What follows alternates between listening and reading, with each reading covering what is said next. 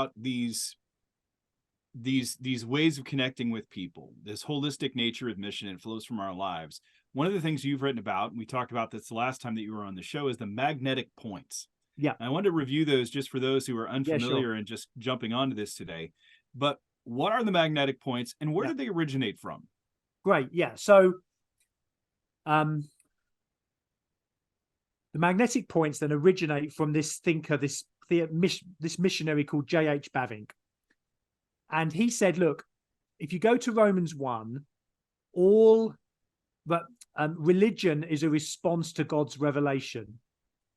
And what we do with God's revelation, because we know God, we're accountable to him, we depend upon him, is that in our sin, we suppress the truth and we substitute it for all kinds of other things, idolatry.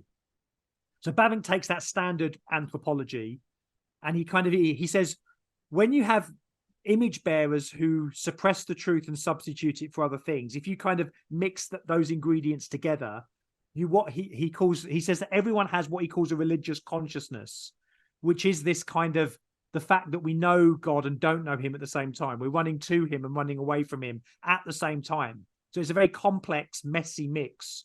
And Bavinck calls that religious consciousness. Now, what Bavinck says is if we unpack the religious consciousness, he says in his context, and he's working in kind of, I suppose, more world religion context, he says, look, religious consciousness seems to mean that whether a person's a Hindu or a Buddhist or a Muslim, or, as I would say, a secular nun, None, because we're still made in the image of God, because we still suppress the truth and substitute it, there's a common humanity that we all have. He says, look, there seems to be these 5 questions or 5 points that people are always answering, not consciously, but often subconsciously. And he calls these the magnetic points. They're like itches that we have to scratch. And they're not, again, don't compartmentalize them. They're all perspectives on the one religious consciousness. But he says there's 5. There's totality, our desire for connection. Is there a way to connect? We want to belong to something bigger than ourselves because then we feel significant. If we don't connect, we feel insignificant. So we're always striving for connection. Norm, is there a way to live? We all have standards. We all have rules of who's in and who's out, what's acceptable and what's not. And all cultures, even countercultural movements, have these norms. Deliverance, is there a way out? We all look for, we all think there's a problem with the world, but we can't agree on what the problem is, let alone whether there's a solution.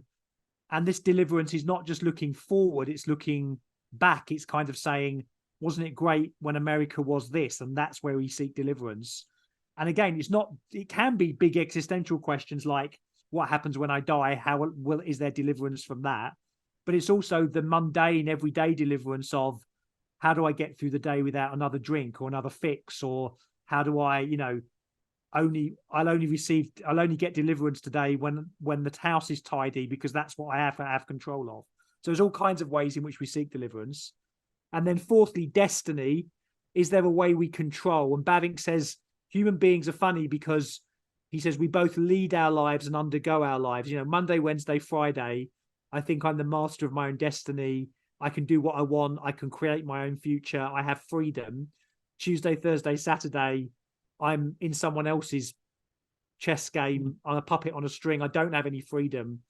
And this is an interesting point, Travis. When I've been doing this material in other countries, it's amazing how there are almost the spirit of a culture answers that question very differently.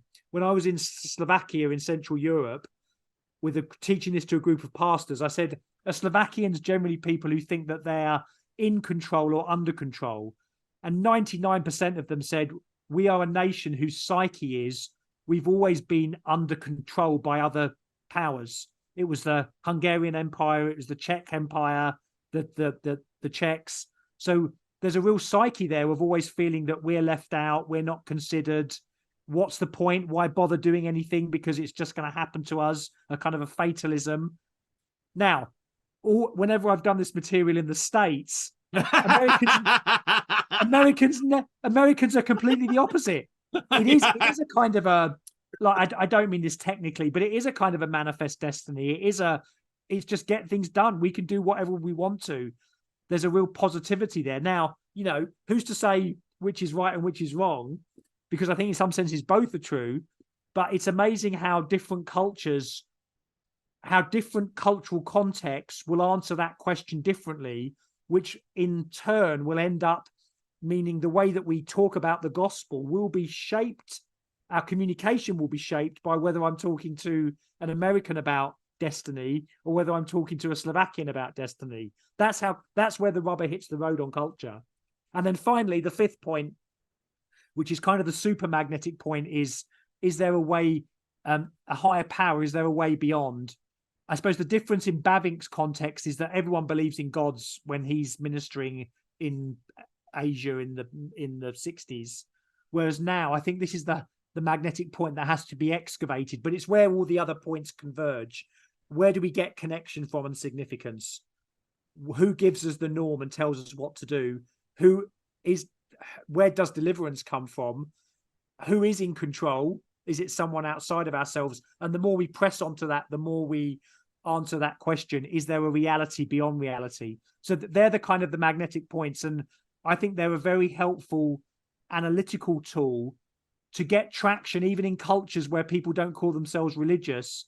The Bible says we're all religious, and the magnetic points are a kind of a morphology or a toolbox that can help us answer those questions, of which, giving the game away, the gospel and Jesus Christ is the answer. Jesus ultimately is the way we connect. He is the norm. He is our deliverance. He is the one in control, and yet we still have responsibility. And he is the way, the truth, and the life. So that's where the magnetic points link to the gospel. So that's a long way of explaining that question.